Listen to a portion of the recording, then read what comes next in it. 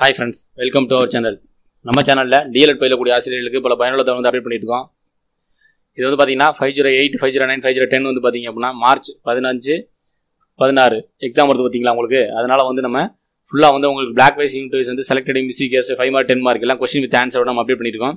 இந்த வீடியோல பாத்தீங்க அப்படினா 508 கலை மற்றும் கலைக்கல்வி பிளாக் 2ல யூனிட் 11ல இருந்து பாத்தீங்க அப்படினா selected MCQs 5 mark 10 mark question with answer என்ன சொல்லி பார்க்கலாம். வீடியோக்குள்ள போறதுக்கு முன்னாடி நம்ம சேனலை சப்ஸ்கிரைப் பண்ணுங்க பக்கத்துல இருக்க பெல் பண்ணி பிரஸ் பண்ணுங்க. அப்பதான் நம்ம அடுத்த டீடைல்ஸ் சம்பந்தமா அப்டேட் பண்ற வீடியோ எல்லாம் உங்களுக்கு டைரக்டா கிடைக்கும்.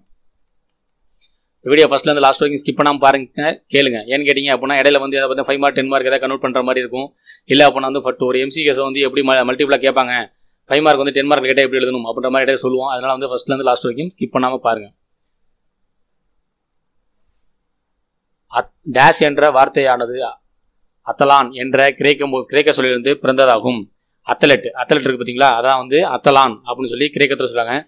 அதே மாதிரி இப்படி கேட்பாங்க, அத்லெட்டின் கிரேக்க மொழி வார்த்தை என்ன அப்படின்னு கேட்பாங்க. அத்தலான் அப்படின்னு எழுதலாம். கொஸ்டின் வந்து பார்த்தீங்கன்னா மாற்றி கேட்க இருக்கு. அத்தலான் என்பது கிரேக்க மொழியின் அத்தலான் என்பது டேஷ் என்று குறிக்கப்படுகிறது. அத்லெட் ஓகேங்களா, அத்லெட்டிக்கு தான் அத்தலான் சொல்லி குறிப்பிட்டிருக்காங்க.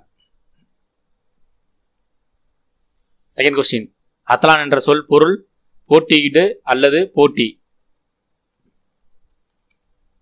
தடகள போட்டியினை 1849 லண்டனில் முறையான வடிவமைக்கப்பட்டு நடைமுறைப்படுத்தப்பட்டது.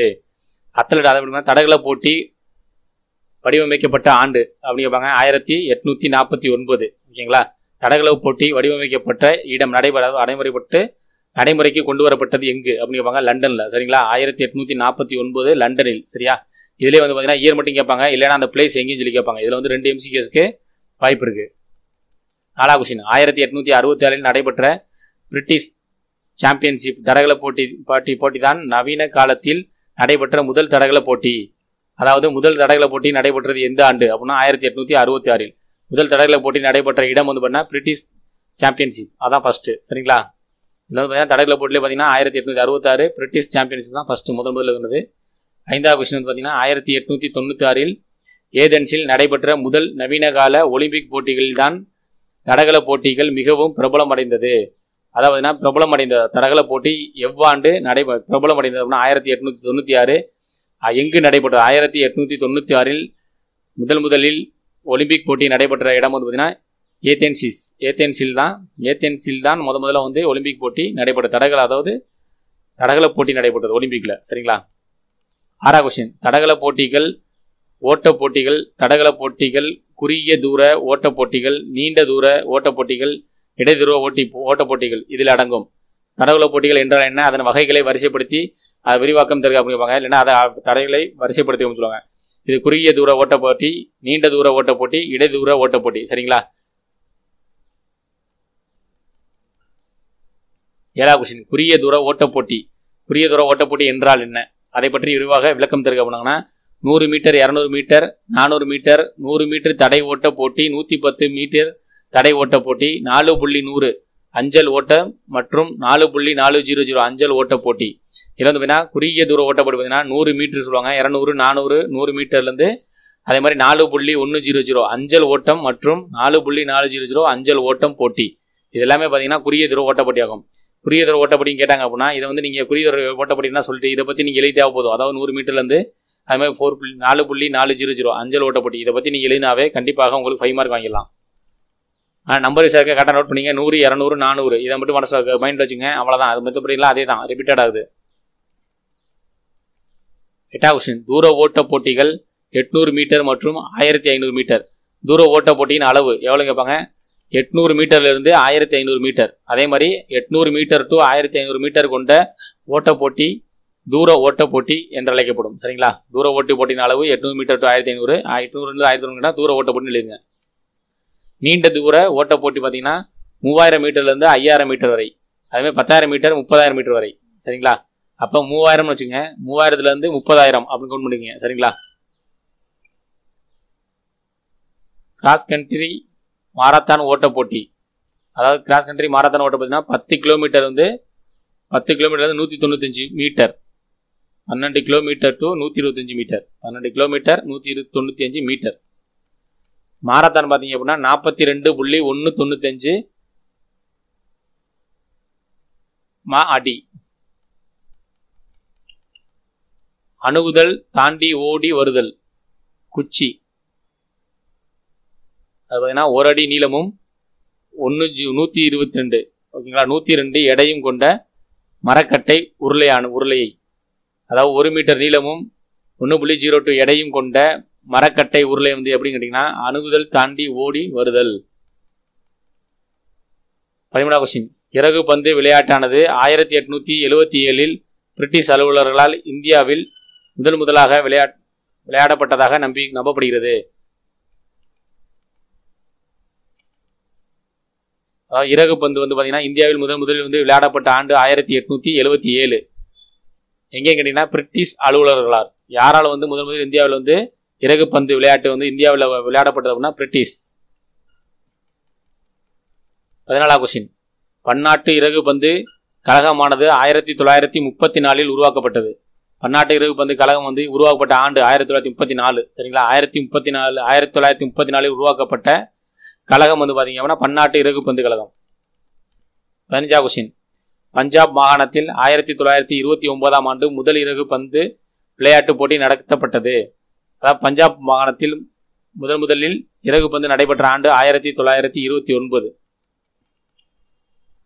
16வது கொஸ்டின். இறகு பந்து ஆடுகளமானது மொத்த அகலம் வந்து 6.1 மீட்டர் 20 அடி. சரிங்களா ஒற்றையர் ஆடும் ஆடுகளத்தின் அகலம் வந்து பார்த்தீங்கன்னா 1.18 மீட்டர் 17 அடி. ஆடுகளத்தின் மொத்த நீளம் வந்து 13.4 மீட்டர், அதாவது 44 அடி ஆகும். இதில் வந்து பார்த்தீங்கன்னா இதில் வந்து மொத்தமாக கேட்குறாங்க இறகு பந்து ஆடுகளத்தின் மொத்த அகலம் அப்படின்னு சொல்லி எம்சிகேஸில் கேட்பாங்க. 6.1 மீட்டர் இல்லைன்னா வந்து அடியில் கொடுத்துருந்தாங்க அப்படின்னா 20 அடி. அதுமாதிரி ஒற்றையர் ஆடுகள் வந்து பார்த்தீங்கன்னா 5.18 மீட்டர் 17 அடி. மொத்த நீளம் வந்து பார்த்தீங்கன்னா 13.4 மீட்டர் 44 அடி. 17வது கொஸ்டின். இறகு பந்து விளையாட்டின் 21 வெற்றி புள்ளிகள் எடுக்கும் வரை விளையாட வேண்டும். இறகு பந்து விளையாட்டில் எத்தனை புள்ளிகள் எடுக்கும் வரை விளையாடும்? 21 புள்ளிகள். துவக்க காலத்தில் 15 வெற்றி புள்ளிகளானது இருந்தது. ஒரே போட்டியில் வெற்றி 3 ஆட்டங்களை கொண்டு தீர்மானிக்கப்படுகிறது. அதாவது பார்த்தீங்கன்னா முன்னாடி பார்த்தீங்கன்னா 15 இருந்துச்சு, இப்போ வந்து 21 மாற்றிருக்காங்க. அதே மாதிரி முன்னாடி வந்து 3 ரவுண்டு, அதாவது 3 ரவுண்டு இருக்கும் ஓகேங்களா. வெற்றி 3 ஆட்டங்களை பொறுத்து நியமிக்கப்படுகிறது. 18வது கொஸ்டின். கையுந்து பந்து விளையாட்டில் 1895 அமெரிக்காவை சேர்ந்த வில்லியம் ஜி மோர்கன் என்பவரால் துவக்கப்பட்டது. கைப்பந்து விளையாட்டு வந்து பார்த்தீங்கன்னா உருவாக்கப்பட்டது யாராலும் கேட்டிங்கன்னா வில்லியம் ஜி மோர்கல். அவர் வந்து வில்லியம் ஜி எந்த நாட்டை சேர்ந்தவர் அப்படின்னு கேட்பாங்க. அமெரிக்காவை சேர்ந்தவர். வில்லியம் ஜி மோர்கல் கையுந்த பந்து விளையாட்டை தொடங்கிய ஆண்டு வந்து பார்த்தீங்கன்னா 1895. 19வது கொஸ்டின். 1951ஆம் ஆண்டு இந்திய கைப்பந்து கழகம் நிறுவப்பட்டது. இந்திய கைப்பந்து கழகம் நிறுவப்பட்ட ஆண்டு 1951. பன்னாட்டு கையுந்து பந்து கழகம் 1944 துவங்கப்பட்டது. எல்லாமே பார்த்தீங்கன்னா ஆண்டு பேஸ் பண்ணிக்கிறாங்க. அதனால் கண்டிப்பாக உங்களுக்கு இயர் பேஸ் பண்ணி ஒரு MCQ 5 மார்க் 10 மார்க்கில் கண்டிப்பாக இருக்கும். 1947 துவங்கப்பட்ட கழகம் வந்து பார்த்தீங்கன்னா பன்னாட்டு கையுந்து பந்து கழகம். 21வது கொஸ்டின். முதல் பன்னாட்டு கையுந்து பந்து போட்டிகள் பராகுவேயில் நடைபெற்றது. பராகுவேயில் நடைபெறப்பட்ட முதல் பன்னாட்டு போட்டி என்ன கேட்டிங்கன்னா கையுந்து பந்து. 22வது கொஸ்டின். ஒலிம்பிக் போட்டிகளில் கையுந்து பந்து 1964 டோக்கியோவில் நடைபெற்ற போது அறிமுகப்படுத்தப்பட்டது.